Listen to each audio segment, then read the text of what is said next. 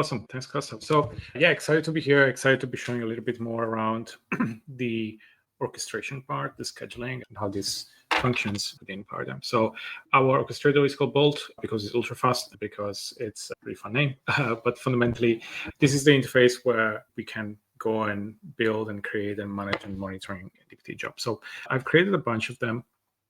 Then we can go through in terms of what they do and how they operate. But the first thing I want to show you is actually how simple it is to go ahead and create a job.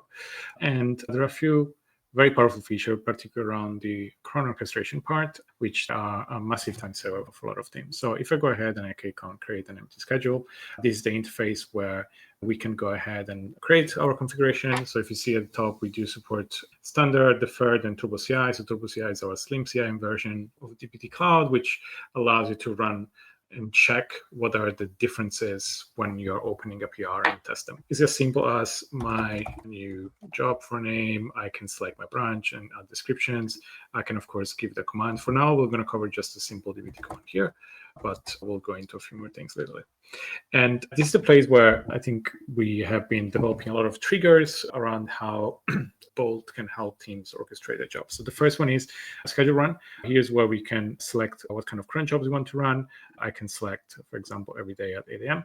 Now, one of the super powerful features that we build around orchestration is actually around time zone. So now with Paradime, you're able to orchestrate on a cron basis, depending on whichever time zone you are. So if I want to go, for example, and let's say I'm in LA, I can select Los Angeles. And here we're now orchestrating jobs to run at 8 a.m. in Pacific time rather than trying to do a UTC time conversion. So this is particularly useful when you want to make sure that the cron jobs are aligning with your business. So all cron jobs are supported within Paradime to use time zone, and all time zone are supported there. And then there is one of the things that I'm super proud of what the team has been building around here is around the notification layer. So all jobs are as useful as a team knowing what's happening with the jobs schedule when they're completing. So what we built with Paradime is the ability to have a very rich layer of notification, which allows you to effectively notify in each combination you like. So let's go through a few examples here. The first one, of course, we support email. I can add myself, or I can add any other user I have here, or add Costa for now in here. And what you'll see right away is that we can add more than one email address. And more importantly, we can have different combination of those notifications. So I want to know about all the different type of combination of alerts that exist within Paradime. Maybe Costa or somebody else in the team might be more interested, or we want to let them know only about failure, for example. So we can do this. The other thing is that in a similar way, we can actually do the same thing with Slack. Okay, so if I go here now and I can type another Slack channel, I can actually send notification to this Slack channel for success only, or maybe for success and SLA or failure. So again, I have full control on how my notification should fire on the back of a job.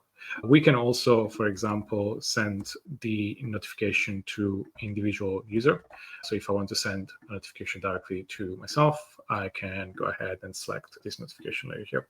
So again, a lot of configurability that we build within the product, but also something which I'm super excited about it is our SLA threshold alert. So what is the SLA threshold? And something very unique to Paradime is it allows teams to set up their own SLA for each of those jobs individually.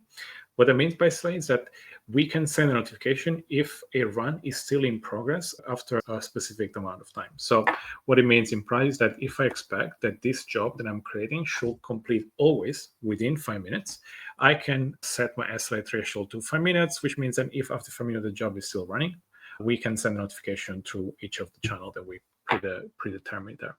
This is actually super important when we want to know about something that is slowing down. So normally what happens is that we create a job, then maybe the job hangs, or it could be that there are some issue with the warehouse, which means that the job does not complete with the expected timeline. And we will get to know only when the job ultimately will complete. Maybe it'll complete in 1, 2, 3 hours. And only at that point, we'll realize that the job was still running for such a long time. Right now, with this SLA notification, you can actually get to know as it happens real time that something is off with the job schedule. Something else